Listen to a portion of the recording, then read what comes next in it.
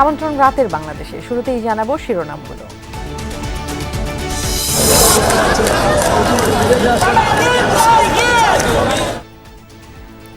আবাসন, পরিবহন ও শিক্ষক সংকট সমাধানের আশ্বাসে 7 দিনের জন্য কর্মসূচি স্থগিত তিতুমিরের শিক্ষার্থীদের। দিনভর সড়ক ও রেলপথ অবরোধে সীমাহীন দুর্ভোগ। পতিত স্বৈরাচারের অনুসারীরা বিশৃঙ্খলা সৃষ্টিতে বিপুল অর্থ ব্যয় করছে বললেন প্রধান উপদেষ্টা। চাঁদাবাজদের বিরুদ্ধে কঠোর হওয়ার নির্দেশ। তারা লিফলেট বিতরণ করবেন, তাদের জন্য আমাদের কড়া মেসেজ, তাদেরকে অ্যারেস্ট করা হবে। মনোনয়ন প্রত্যাশীদের জনসম্পৃক্ততা বাড়ানোর নির্দেশ বিএনপি হাইকমান্ডের। বিগত নির্বাচনের কারসাজি নিয়ে তদন্ত চলছে জানালেন ইসি সানাউল্লাহ। নামকা ওয়াস্তে সম্ভাব্যতা যাচাই করে প্রকল্প হাতে নেয় বিগত সরকার, বলছে টাস্ক ফোর্স। শীর্ষ ব্যক্তিদের খুশি করতেই নেওয়া হয় মেগা প্রজেক্ট। দিনী দাওয়াতের আলোচনায় চলছে ইজতেমার দ্বিতীয় পর্বের আনুষ্ঠানিকতা। যোগ দিয়েছেন দেশ বিদেশের মুসল্লিরা। আলহামদুলিল্লাহ বহুত আচ্ছা, এই দিন কে সফর বহুত আচ্ছা হয়। আলহামদুলিল্লাহ দিনের মেহনত শিকার জন্য নিজে শিখবো, অন্যকে শিখাবো। বিশ্বের মানুষ যাতে শান্তিতে থাকতে পারে, আল্লাহ তাআলার কামিয়াবি লাভ করতে পারে, এই উদ্দেশ্য।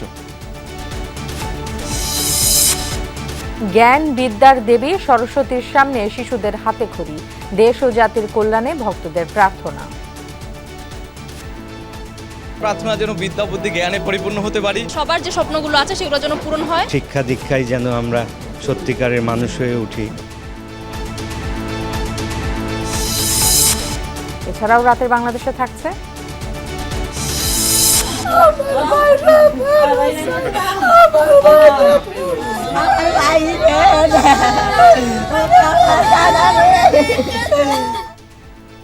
লিবিয়ায় নৌকাডুবিতে নিহতদের মধ্যে 3 জনের বাড়ি মাদারীপুর। একই জেলার নিখোঁজ অন্য 9 জনের খোঁজ পায়নি পরিবার।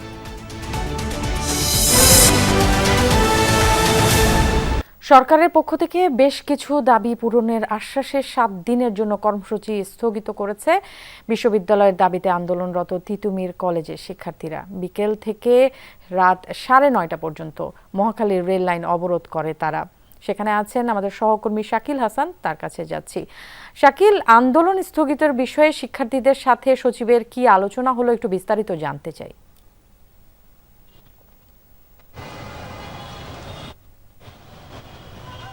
ন্যান্সি, রাত 9:30 নাগাদ তিতুমির কলেজের শিক্ষার্থীরা তাদের বিশ্ববিদ্যালয়ের দাবি যে ছিল, যে দাবিতে অবরোধ করছিলেন তারা রেল লাইন, সেই দাবি থেকে সরে এসে তারা সরকারের পক্ষ থেকে যে আলোচনার প্রস্তাবের ভিত্তিতে বেশ কিছু দাবি মানা হয়েছে সেগুলোতে তারা মেনে নিয়েছেন।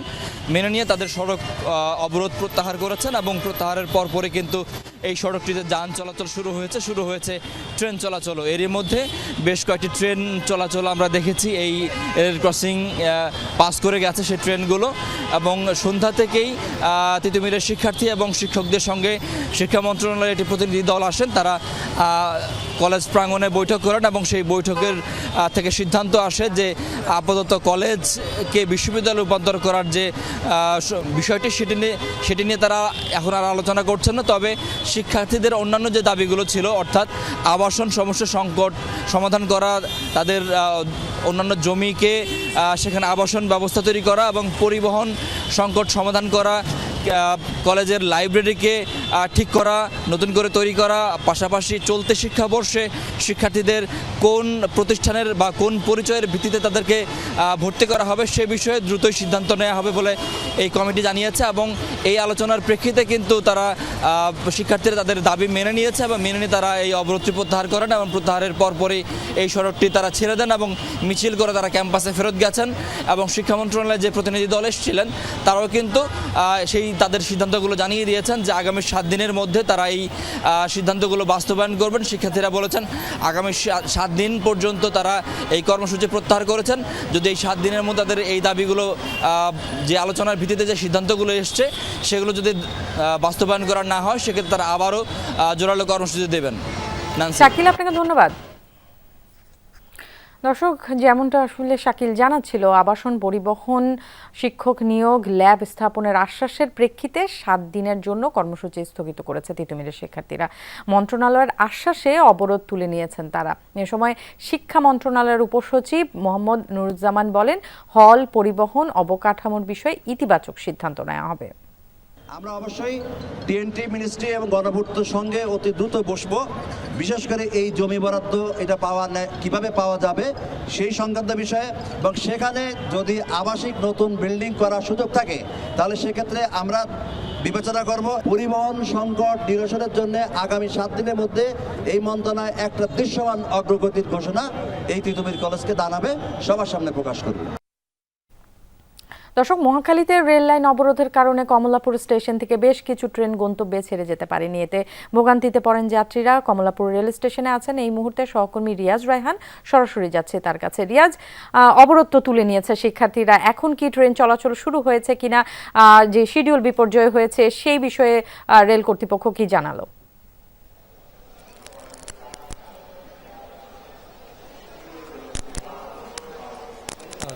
কিছুক্ষণ আগে ঘোষণা দিয়েছে যে ট্রেন চলাচল শুরু করা। এর মধ্যে রাজশাহীর উদ্দেশ্যে সিল্ক সিটি যেটি সেটি ছেড়ে গেছে, এবং পরপরই অর্থাৎ তারা যেভাবে শিডিউলটি আবার করেছে, পুনর্বার করেছে, সেটি হচ্ছে 2:40 থেকে সিল্ক সিটির পরে যে 10 থেকে 11টি ট্রেন শিডিউল বিপর্যয় ছিল বা বিলম্বে ছিল সেগুলোকে ঠিক এক এক করে ছাড়বে। ঠিক যেই ট্রেনটির পরে যে ট্রেনটি ছিল সেইভাবেই শিডিউলটি নতুন করে করা হয়েছে এবং করে আস্তে আস্তে ছাড়বে। যেহেতু জানেন এটি আসলে বাসের মতো নয়, ট্রেন লাইন নির্দিষ্ট লাইনে যেতে হয়, সেই কারণে একটির পর একটি নির্দিষ্ট সময় নিয়ে তারপর ট্রেনটি ছাড়তে হবে। আর স্টেশন থেকে জানানো হয়েছে যারা এরই মধ্যে টিকিট ফেরত নিয়ে গেছেন তারা আসলে আর টিকিট কাটার সুযোগ নেই, আর যারা ফেরত নেননি তারা তাদের নির্দিষ্ট গন্তব্যে যেতে পারবেন। আপনি দেখতে পাচ্ছেন আসলে প্রায় 7 থেকে 7.5 ঘন্টা বিলম্বে ট্রেনগুলো চলতে শুরু করেছে। আর এই যে 7 থেকে 7 ঘন্টা 7.5 ঘন্টা বিলম্ব, পাশাপাশি 10 থেকে 11টি ট্রেনের যাত্রী, তা আসলে বোঝাই যায় কি পরিমাণ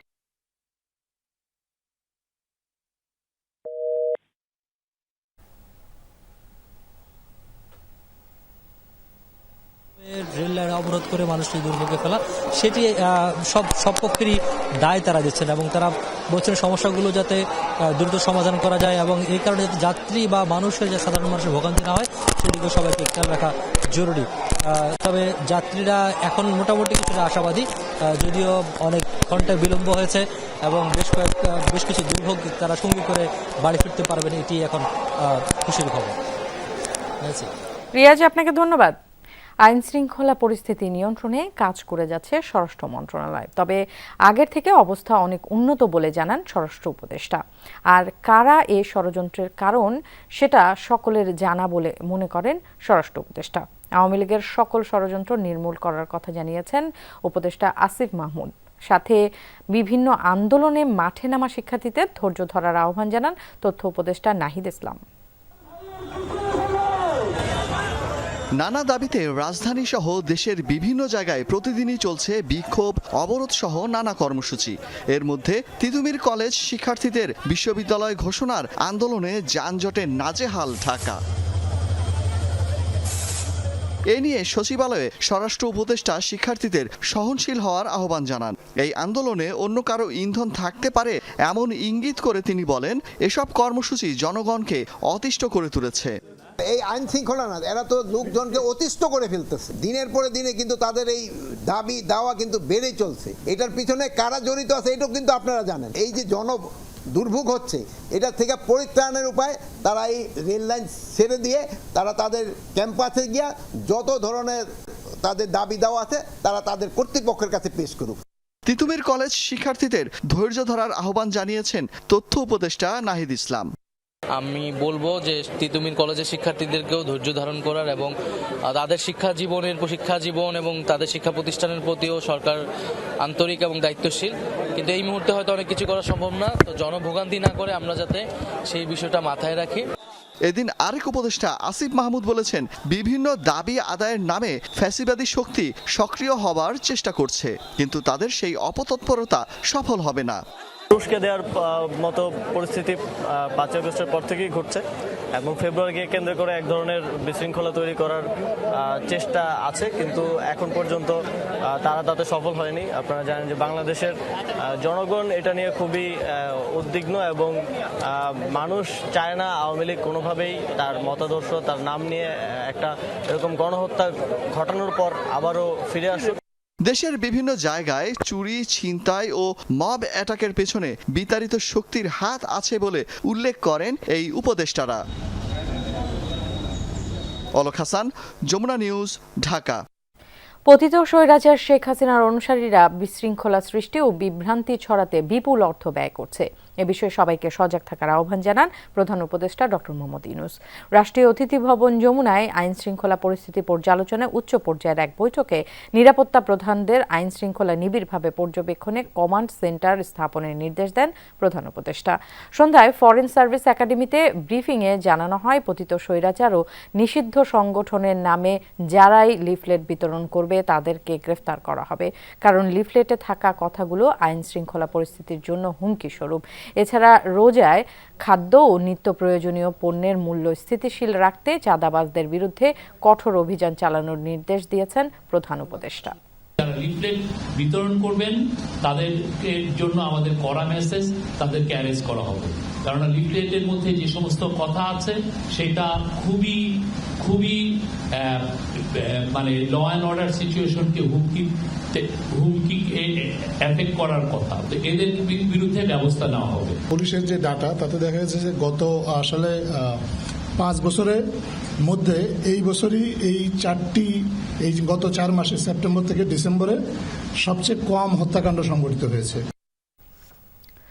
যে কোনো সময় নির্বাচনের জন্য প্রস্তুত বিএনপি। মনোনয়ন প্রত্যাশীদের নিজ নিজ এলাকায় নানা ধরনের সাংগঠনিক ও সামাজিক কর্মকাণ্ডে যুক্ত থাকার নির্দেশ দিয়েছে হাইকমান্ড। বিএনপি মনে করে প্রেক্ষাপট পরিবর্তনের পর পরবর্তী জাতীয় নির্বাচন হবে বেশ চ্যালেঞ্জিং। তাই তৃণমূলের নেতাকর্মীদের জনসম্পৃক্ততা বাড়ানোর নির্দেশ দেওয়া হয়েছে কেন্দ্র থেকে। আর নির্বাচনের জন্য বারবারই চলতি বছরের আগস্টকে যৌক্তিক সময় ধরে রোডম্যাপ ঘোষণার দাবি জানিয়ে আসছে বিএনপি। সাইফুদ্দিন রবিনের রিপোর্ট।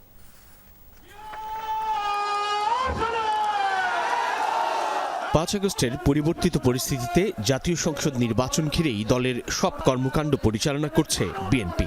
কিন্তু কবে সেই নির্বাচন? দলটি বলছে অতীতে তত্ত্বাবধায়ক সরকার 3 মাসের মধ্যেই নির্বাচন আয়োজন করেছে। বর্তমান অন্তর্বর্তী সরকারও প্রয়োজনীয় সংস্কার সম্পন্ন করে আগস্টের মধ্যেই নির্বাচন আয়োজন করতে পারে। জাতীয় সংসদ নির্বাচন অতি শীঘ্র নির্বাচনটা অনুষ্ঠান করা, যাতে করে জনগণের সরকারের কাছে, জনগণের প্রতিনিধিদের কাছে ক্ষমতা হস্তান্তর করে এই সরকার সসম্মানে বিদায় নিতে পারে। বলছে যে আলাপ আলোচনা করে সংস্কার কমিশন রিপোর্ট ফাইনাল করে তারপরে আপনি ঘোষণা দিবেন, সেটা তো আরো অনেক সময়ের ব্যাপার। কিন্তু আমরা তো জানি কত সময় লাগবে, তারাও জানেন, বিশেষজ্ঞজনরাও জানেন। সেই প্রেক্ষিতে যদি নির্বাচনের রোডম্যাপ ঘোষণা করে, আমরা তো মনে করি জুলাই আগস্টের মধ্যেই হওয়া যায়। সতর্ক বিএনপি। নানান সমীকরণ আমলে নিয়ে দলের ভারপ্রাপ্ত চেয়ারম্যান নেতাকর্মীদের প্রতি বার্তা, আসন্ন নির্বাচন সহজ হবে না দলটির জন্য। ছাত্র তরুণদের নতুন রাজনৈতিক দলের ভাবনা কিংবা ধর্মভিত্তিক দলগুলোর পরিকল্পনাকে আমলে নিচ্ছে বিএনপি। সময়ক্ষেপণের একটা বিষয় লক্ষ্য করা যাচ্ছে এবং সময়ক্ষেপণের মধ্য দিয়ে কাউকে রাজনৈতিক স্পেস দেয়া হচ্ছে কিনা সেটাও একটা প্রশ্ন হয়ে দেখা দিয়েছে। যাদের সাথে আমাদের নির্বাচন করতে হবে তাদেরকে কখনোই আমরা ছোট করে দেখি না, দেখা উচিত নয়।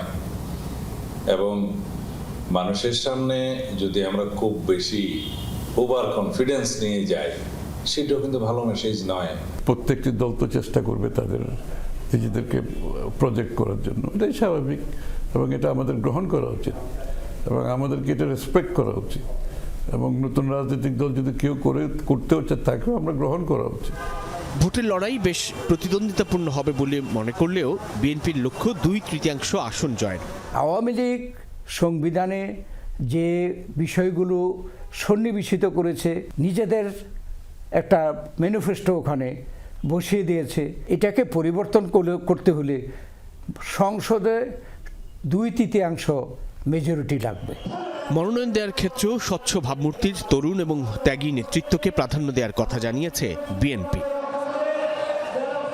সাইফুদ্দিন রবিন, যমুনা নিউজ, ঢাকা। শেখ হাসিনা অবাধ ও সুষ্ঠু নির্বাচন না দিয়ে বন্দুক ব্যবহার করেছে। ভোট নিয়ে জনগণের দুঃসহ স্মৃতি যেন দূর হয়, সেজন্য অবাধ নির্বাচনের দাবি বিএনপির। একথা বলেছেন দলটির সিনিয়র যুগ্ম মহাসচিব রুহুল কবির রিজভী। দুপুরে চন্দ্রিমা উদ্যানে বিএনপির প্রতিষ্ঠাতা জিয়াউর রহমানের সমাধিতে শ্রদ্ধা নিবেদন শেষে এসব কথা বলেন তিনি। সংস্কার এটা চলমান প্রক্রিয়া উল্লেখ করে রিজভী বলেন, বিএনপি সংস্কারের বিরোধী নয়, তবে সংস্কারের নামে নির্বাচনের জন্য যুগ যুগ অপেক্ষা করা চলবে না। সরকারকে দায়িত্বশীল করতেই বিএনপি সমালোচনা করে উল্লেখ করেন রিজভী বলেন, আইন শৃঙ্খলা পরিস্থিতির উন্নতি হচ্ছে না, দাম কমছে না নিত্যপণ্যের, পুলিশের শটগান ব্যবহার চিরদিনের জন্য নিষিদ্ধ করার দাবি জানান বিএনপির নেতা। আন্দোলন দমানোর জন্য অথবা যে কোনো রাজনৈতিক কর্মসূচিকে দমন করার জন্য গুলির ব্যবহার, শটগানের ব্যবহার চিরদিনের জন্য নিষিদ্ধ করতে হবে। আবার শেখ হাসিনা চক্রান্ত করার জন্য তার নেতাকর্মীদেরকে নির্দেশ দিচ্ছে, কিন্তু জনগণের সাড়া না পেয়ে এখন তারা হরতাল আর অবরোধ করছেন অনলাইনে, জনগণের মধ্যে যেতে পারছে না। আগামী ডিসেম্বর অথবা 2026-এর জুন মাসে জাতীয় নির্বাচনের প্রস্তুতি নিচ্ছে কমিশন, জানিয়েছেন নির্বাচন কমিশনার অবসরপ্রাপ্ত ব্রিগেডিয়ার জেনারেল আবুল ফজল মোহাম্মদ সানাউল্লাহ। সকালে রাজশাহী আঞ্চলিক অফিসে ভোটার তালিকা হালনাগাদ কার্যক্রম ও নির্বাচন সংক্রান্ত এক মতবিনিময় সভায় প্রধান অতিথির বক্তব্যে তিনি বলেন, সরকারের নির্দেশনা অনুযায়ী কমিশন তার দায়িত্ব পালনে প্রস্তুত। দীর্ঘদিন ভোট প্রদানে অতৃপ্ত থাকার ফলে মানুষ এখন ভোট উৎসবের জন্য মুখিয়ে আছে। নির্বাচন কমিশনকে তার স্বচ্ছতা প্রমাণের সময় এসেছে। বিগত নির্বাচনগুলো নিয়ে তদন্ত চলছে, কারসাজিতে কারো সম্পৃক্ততার প্রমাণ মিললে তাকে আইনের আওতায় আনা হবে। এখন বাস্তবতা হচ্ছে জন্ম নিবন্ধনেও কিন্তু অনেক ভুলভ্রান্তি আছে। সংস্কার কার্যক্রম যদি সংক্ষিপ্ত আকারে করতে হয়, রাজনৈতিক দলগুলো যদি সেই পর্যায়ে গিয়ে দাঁড়ায়, তাহলে পরে আগামী ডিসেম্বর, আর যদি সংস্কার কার্যক্রমকে আরও একটু এক্সটেন্ডেডভাবে করতে দেওয়া হয়, তাহলে 26 সালের জুন মাসের মধ্যে নির্বাচন করা সম্ভব। আমরা নির্বাচন কমিশন মোটামুটি এই উইন্ডোটাকে ধারণ করে এর প্রথম অংশটাকে, যেহেতু আমাদের প্রস্তুতির ব্যাপার আছে, আমরা আমাদের প্রস্তুতি এগিয়ে নিচ্ছি। মুক্তিযোদ্ধা কোটায় এমবিবিএস ভর্তি আপাতত স্থগিত থাকবে বলে জানিয়েছে স্বাস্থ্য শিক্ষা অধিদপ্তর। যাচাই বাছাই শেষ না হওয়া পর্যন্ত বন্ধ থাকবে ভর্তি কার্যক্রম, তবে অন্যান্য ভর্তি স্বাভাবিক নিয়মে অনুযায়ী চলবে। এর আগে 3 দিনের যাচাই বাছাই মুক্তিযোদ্ধা কোটায় উত্তীর্ণ 193 জনের মধ্যে 74 জনের দরকারি একাডেমিক সনদ পাওয়া গেছে। এই তালিকার 44 জন যোগাযোগই করেনি। বাকি 75 জন মুক্তিযোদ্ধাদের নাতি নাতনি হিসেবে আবেদন করেছিলেন। সিদ্ধান্ত অনুযায়ী চলতি বছর নাতি নাতনিরা মুক্তিযোদ্ধা কোটায় ভর্তি হতে পারবে না। গেল 27, 28 ও 29 জানুয়ারি তাদের সনদ যাচাই বাছাই করা হয়। নাতি নাতনি হিসেবে আবেদনকারীরা ভুল স্বীকার করেছে। স্বাস্থ্য শিক্ষা অধিদপ্তর জানিয়েছে, তাদের সাধারণ শিক্ষার্থীর হিসেবে ভর্তির সুযোগ দেয়া হবে কিনা সেটা পরে জানানো হবে। প্রাথমিক বাছাইয়ে উতরে যাওয়া 74 জনের সনদ স্থানীয় প্রশাসন থেকেও যাচাই বাছাই করা হবে। এমন একটি নির্বাচন প্রয়োজন যেখানে স্বস্তিতে ভোট দিতে পারবেন ভোটাররা, এমনটাই বলেছেন জামায়াতে ইসলামের আমির ডাক্তার শফিকুর রহমান। গেল বছরের বন্যায় ক্ষতিগ্রস্ত ফেনীর বল্লার মুখ বাঁধ পরিদর্শনে গিয়ে তিনি বলেন, মুহুরী নদীতে স্থায়ী বাঁধ নির্মাণের দাবি দীর্ঘদিনের। বাঁধ নির্মাণে দ্রুত ব্যবস্থা নেয়ার আহ্বান জানান তিনি। ন্যূনতম সংস্কারের আগে নির্বাচনের পরিবেশ তৈরি হবে না বলেও মন্তব্য করেন জামায়াতের আমির। সুষ্ঠু নির্বাচনের পরিবেশ তৈরি না হওয়া পর্যন্ত সবাইকে ধৈর্য ধরার আহ্বান জানান তিনি। পরে শহরের একটি কনভেনশন হলে জুলাই বিপ্লবে নিহতদের পরিবার ও আহতদের সাথে শুভেচ্ছা বিনিময় করেন ডাক্তার শফিকুর রহমান। এ সময় জামাতের বিভিন্ন স্তরের নেতাকর্মীরা উপস্থিত ছিলেন। এমন একটা নির্বাচন এই জাতির পাওয়া প্রয়োজন, যে নির্বাচনে আসলেই স্বাচ্ছন্দ্যের সাথে প্রত্যেকটি ভোটার তার ভোট দিতে পারবে, আর প্রত্যেকটি প্রাপ্তবয়স্ক মানুষের ভোটও নিশ্চিত হবে, সেটা দেশে এবং প্রবাসে। বিগত সরকার প্রকল্পের সম্ভাব্যতা যাচাই করেছে নামকাওয়াস্তে, এমনকি রাষ্ট্রের শীর্ষ ব্যক্তিদের খুশি করতেও হাতে নেওয়া হয়েছে অনেক প্রকল্প। এমন পর্যবেক্ষণ এসেছে অর্থনৈতিক কৌশল পুনর্নির্ধারণ সংক্রান্ত টাস্কফোর্সের প্রতিবেদনে। তাদের সুপারিশ ঢেলে সাজাতে হবে বিমান বাংলাদেশ এয়ারলাইন্সকে, বন্ধ করতে হবে ছাত্র রাজনীতি। গত 1.5 দশকে উন্নয়ন বলতে মূলত অবকাঠামো দেখেছে বাংলাদেশ। এতে যোগাযোগ সহজ হয়েছে, কিন্তু এসব প্রকল্পের ব্যয় ও যৌক্তিকতা নিয়ে প্রশ্ন উঠেছে হরহামেশা। ঋণ না পেলে নিজস্ব অর্থায়ন বা পিপিপির আদলেও তৈরি হয়েছে মেগা স্ট্রাকচার। ক্ষমতার পালাবদলের পর এখন এসব প্রকল্পের চুলচেরা বিশ্লেষণ করছে অন্তর্বর্তী সরকার। সেই লক্ষ্যে গত সেপ্টেম্বরে গঠন করা হয় অর্থনৈতিক কৌশল পুনর্নির্ধারণ সংক্রান্ত টাস্ক ফোর্স। লক্ষ্য ছিল বৈষম্যহীন অর্থনীতি নিশ্চিতে সংস্কারের সুপারিশ করা। ছিলেন বিভিন্ন খাতের বিশেষজ্ঞ, অর্থনীতিবিদ, উদ্যোক্তা ও গবেষকরা। সোমবার শিক্ষা ও পরিকল্পনা উপদেষ্টার উপস্থিতিতে ব্রিফিংয়ে বেশ কিছু সুপারিশ জানান টাস্ক ফোর্সের সদস্যরা।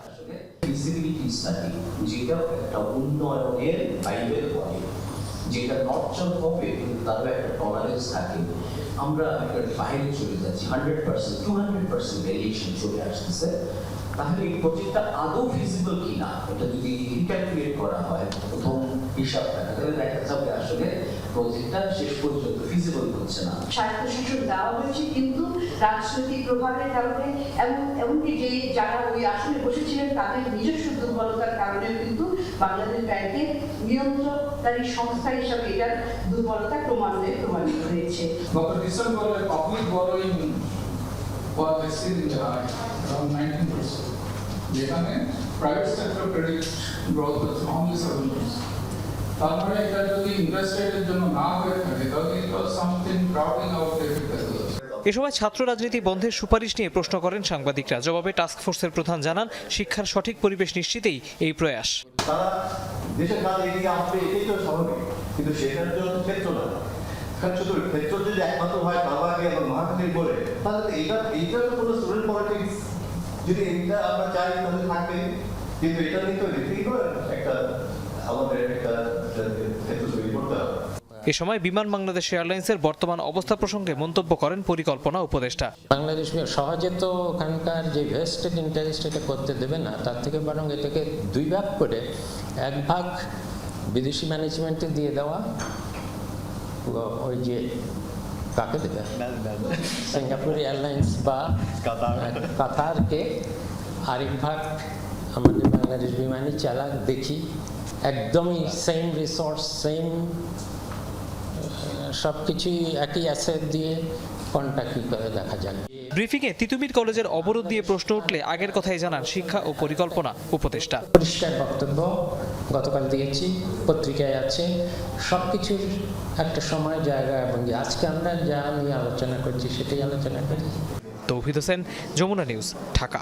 সাপ্তাহিক ছুটির দিন না হলেও অমর একুশে বইমেলার তৃতীয় দিনে পাঠক সমাগম ছিল বেশ ভালো।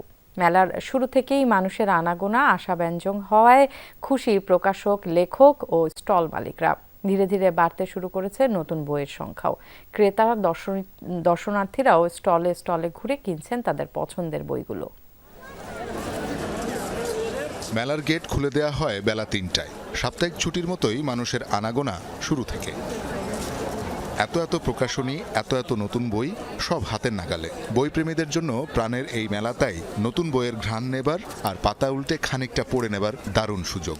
সবে শুরু করলাম, দেখা যাক, কেনার ইচ্ছা আছে কয়েকটা বই। আমাদের পছন্দ মতন বই কিনবো এবং আমাদের লাইব্রেরিতে রাখবো। বইয়ের বিক্রি এখনো খুব বেশি না হলেও টুকটাক যা বিক্রি হচ্ছে তাতেই খুশি প্রকাশকরা।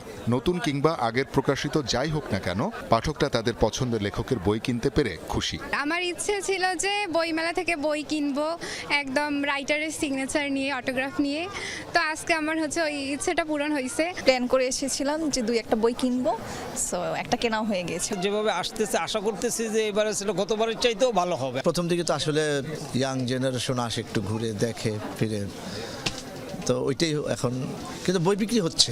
সামনে আরো সময় গেলে বোঝা যাবে। আর অলরেডি মানুষের অনেক ভিড়, অনেক মানুষ আসতেছে, ভালো লাগতেছে আর কি। বাংলা সাহিত্যের জনপ্রিয় কথা সাহিত্যিক হুমায়ুন আহমেদ এখনো আছেন আগ্রহের তালিকায়।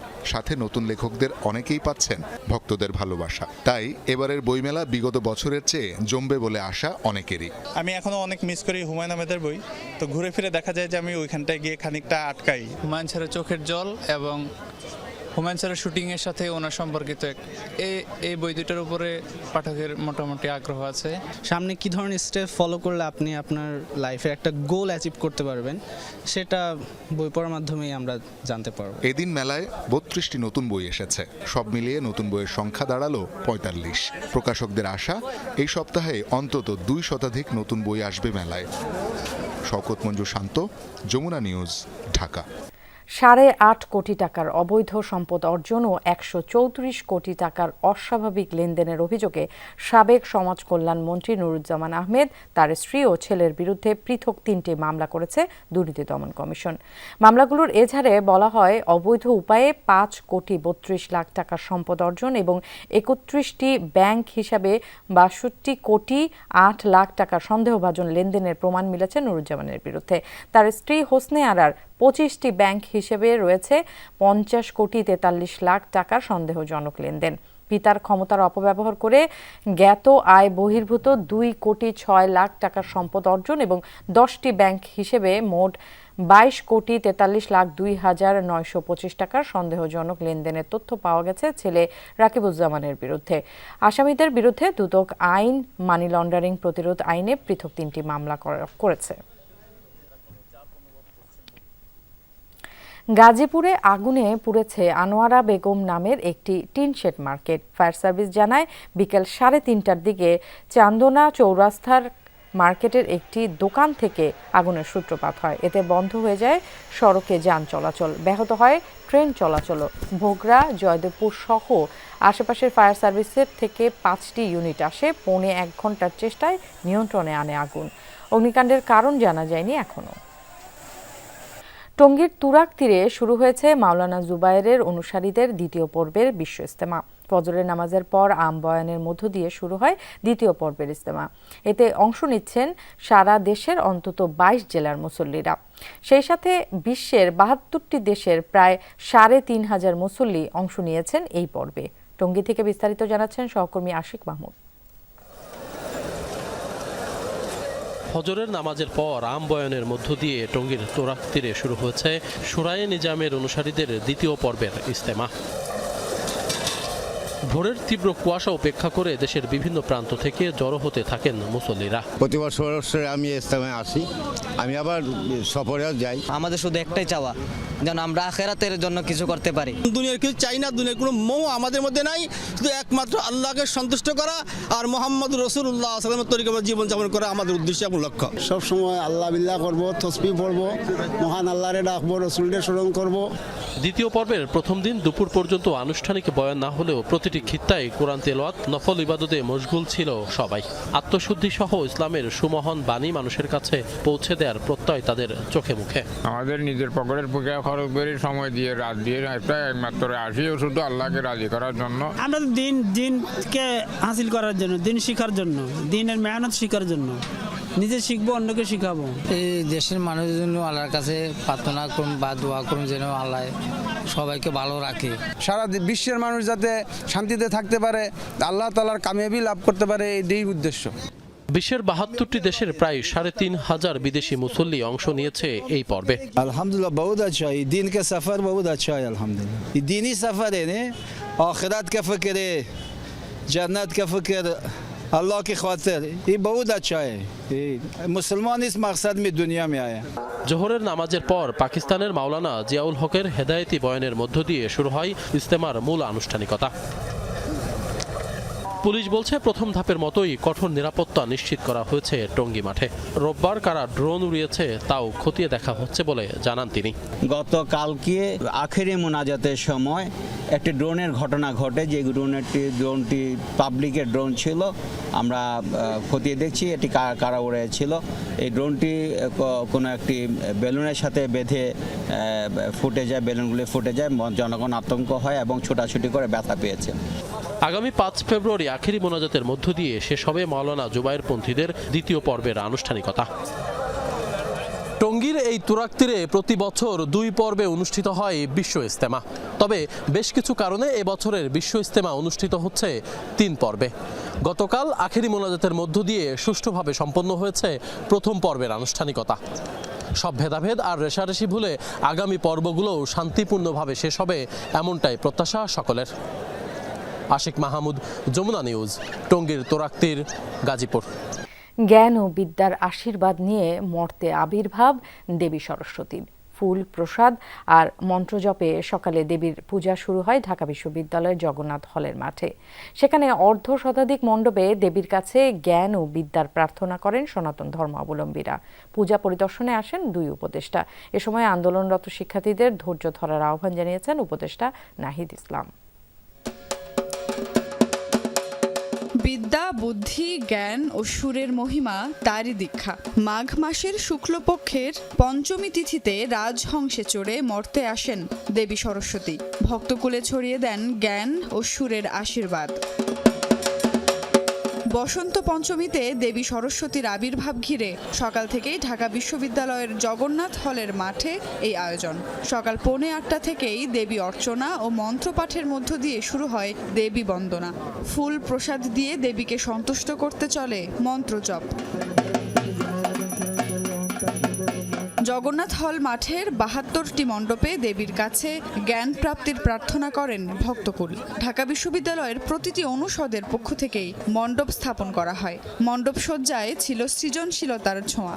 এবার সরস্বতী মায়ের কাছে প্রার্থনার জন্য বিদ্যা বুদ্ধি জ্ঞানে পরিপূর্ণ হতে পারি। এবারের অ্যাডমিশন ক্যান্ডিডেট তো আমি, এবার মানে যাতে কোথাও কোনো একটা ভালো ইউনিভার্সিটিতে যাতে হয় সেই প্রার্থনাই মার কাছে করব। বিবেক বোধ, জ্ঞান সব কিছুতে, লেখাপড়া সব কিছুতে দিক দিয়ে যাতে ভালো কিছু করতে পারি। দেবী সরস্বতীর পায়ে পুস্তক রেখে জ্ঞান লাভের প্রার্থনা করেন অনেক ভক্ত। অনেক শিশুর জ্ঞানের হাতে খড়িও হয় এখানে। বিশ্বাস, দেবী উজাড় করে দেবেন জ্ঞান ও বিদ্যার আশীর্বাদ। শিক্ষা দীক্ষায় যেন আমরা সত্যিকারের মানুষ হয়ে উঠি। ও যাতে বড় হয়ে বলতে পারে যে ওর কোনো সীমাবদ্ধতা নাই, যেগুলো আমরা ফেস করেছি। আমাদের যে স্বপ্নগুলো আছে, আমরা ভালো একটা জায়গায় চাকরি করতে পারি, বা আমাদের যে ব্যবসা ক্ষেত্রে বলেন বা সবার যে স্বপ্নগুলো আছে সেগুলো যেন পূরণ হয়। এক পর্যায়ে জগন্নাথ হল মাঠের পূজা মণ্ডপ পরিদর্শনে আসেন তথ্য ও সম্প্রচার উপদেষ্টা এবং ক্রীড়া উপদেষ্টা।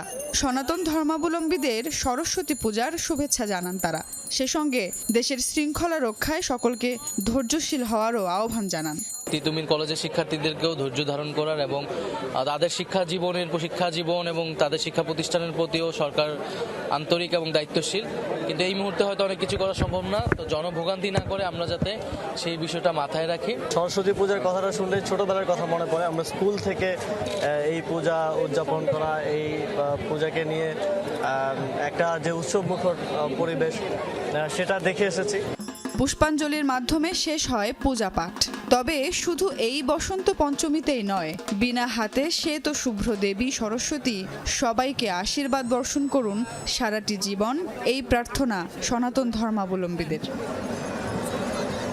কারো প্রত্যাশা পরীক্ষায় ভালো ফলাফল, কারো বা একটা ভালো চাকরি। সব মিলিয়ে বিদ্যা, বুদ্ধি, জ্ঞান এবং সুরে দেবী সরস্বতী যেন ভক্তদেরকে ভরিয়ে দেন সেই প্রত্যাশা, সেই প্রার্থনা সনাতন ধর্মাবলম্বীদের। সুমাইয়া ঐশী, যমুনা নিউজ, ঢাকা। অবৈধভাবে ইউরোপ যাওয়ার পথে লিবিয়া উপকূলে নৌকাডুবিতে নিহত 20 জনের মধ্যে 3 জনের পরিচয় শনাক্ত করেছে পরিবার। তাদের বাড়ি মাদারীপুর রাজৌরে। সেখানে এখন কান্নার রোল। তাদের সাথে থাকা আরও 9 জনের খোঁজ মিলছে না বলে জানিয়েছেন স্বজনরা। উদ্বেগ উৎকণ্ঠায় দিন কাটছে তাদের। মাদারীপুরের রাজৌরের গোবিন্দপুর এলাকার বাসিন্দা সৌদি প্রবাসী ইনসান শেখ কয়েক মাস আগে ছুটিতে দেশে আসেন। এরপরেই পড়েন দালালের ফাঁদে। মাস দেড়েক আগে ইউরোপ যাওয়ার উদ্দেশ্যে বাড়ি ছাড়েন ইনসান। স্বজনরা জানান ইউরোপ নিতে 16 লাখ টাকা নেয় দালাল চক্র। প্রথমে লিবিয়ায় নেওয়া হয় ইনসানকে, সেখান থেকে সমুদ্রপথে ইউরোপ নেওয়ার জন্য নৌকায় তোলা হয় তাকে। এরপর থেকেই ইনসানের খবর মিলছিল না। পরবর্তীতে লিবিয়া উপকূলে 20 জনের মরদেহ ভেসে আসলে দালালরা নিশ্চিত করে নৌকাডুবির ঘটনা। ফেসবুকে মরদেহের ছবি দেখে ইনসানের মৃত্যুর বিষয়টি নিশ্চিত হয় পরিবার। 16 লাখ টাকা কন্ট্যাক্ট করেছে আমাদের ছেলে নিয়ে। কন্ট্যাক্টের পরে আমি 16 লাখ দিয়ে দিছি, একবারে দিয়ে দিছি, একবারে পার করে দেবে। খবর পেলাম যে বোট অ্যাক্সিডেন্ট করছে। আশায় আসছিলাম কদিন পরে ছবি দিতে আর একই এলাকার আবুল বাশার ও মজুমদার কান্দি গ্রামের মোহাম্মদ সুজনও ছিলেন ইনসানের সাথেই। তাদেরও একই পরিণতি হয়েছে বলে জেনেছে পরিবার। কিছুতেই থামছে না স্বজনদের আহাজারি। স্বপন দালাল নিয়েছে এগ্রিকালচার বিষয়, এগ্রিকালচারে প্লেনে নেবে, কাগজপাতি সম্পূর্ণ জমা 14 লাখ টাকা। আমার বোনের কাছে টাকা নিয়েছে 16 লাখ নিয়ে এরপরে আরে লিবিয়া গেম দিয়েছে। দালাল চক্রের মাধ্যমে লিবিয়া যাওয়া রাজরের আরও 9 জনের খোঁজ মিলছে না বলে জানিয়েছে পরিবার। তারাও ওই নৌকাতেই ছিলেন বলে জেনেছেন স্বজনরা। উদ্বেগ উৎকণ্ঠায় দিন পার করছেন তারা। 5 দিন আগে তার কাছ থেকে ফোন নিয়ে গেছে, তারপরের থেকে আর কোনো যোগাযোগ করতে পারিনি আমরা। আমাদের এলাকায় 3 জন ভাই আছে আমাদের, সাগর বিশ্বাস, সাগর বারোই আর হচ্ছে গিয়া আশিস কীর্তনিয়া। ওদের নাকি বোটটা 3 ঘন্টার মতো চলার পরে বোটটা ডুবে যায়। ডুবে যাওয়ার পরে ওরা এখন পর্যন্ত নিখোঁজ। দালাল চক্রের সদস্যদের দ্রুত আইনের আওতায় আনার দাবি ভুক্তভোগী পরিবারগুলোর। বিষয়টি খতিয়ে দেখে ব্যবস্থা নেওয়ার আশ্বাস পুলিশের। মাছগুলো যাতে ওই লিবিয়া থেকে আনতে পারে সেই বিষয়েও যাতে আমরা সহযোগিতা করতে পারি, এ ব্যাপারে আমরা ভূমিকা রাখব। সম্প্রতি লিবিয়া উপকূল থেকে উদ্ধার করা হয় 20 অভিবাসন প্রত্যাশীর মরদেহ। রেড ক্রিসেন্ট বলছে মরদেহগুলো বাংলাদেশিদের হওয়ার শঙ্কাই বেশি। জাহিদ হাসান, যমুনা নিউজ। মেক্সিকোর উপর ঘোষিত 25% শুল্ক 1 মাসের জন্য স্থগিত করেছে মার্কিন প্রেসিডেন্ট ডোনাল্ড ট্রাম্প। এ তথ্য নিশ্চিত করেছেন মেক্সিকোর প্রেসিডেন্ট ক্লডিয়া শেইনবাউম। তিনি বলেন, সকালে মার্কিন প্রেসিডেন্টের সাথে ফোন আলাপ হয় তার। এ সময় ট্রাম্পকে আপাতত নতুন এই শুল্ক আরোপের সিদ্ধান্ত স্থগিত রাখার প্রস্তাব দেন তিনি। তাতে রাজি হন মার্কিন প্রেসিডেন্ট। এ সময় মাদক পাচার প্রতিরোধে মেক্সিকো সীমান্তে 10,000 অতিরিক্ত সেনা মোতায়েন করা হবে বলেও জানান মেক্সিকান প্রেসিডেন্ট। এর আগে মেক্সিকো এবং কানাডার উপর 25% শুল্ক আরোপের ঘোষণা দেন মার্কিন প্রেসিডেন্ট ট্রাম্প। এদিকে মেক্সিকোর পর কানাডার বর্ধিত শুল্ক বন্ধেও উদ্যোগ নেওয়া হয়েছে বলে জানিয়েছে বিভিন্ন গণমাধ্যম। এই ছিল রাতের বাংলাদেশে। এতক্ষণ আমাদের সাথে যারা ছিলেন সবাইকে ধন্যবাদ। শুভরাত্রি।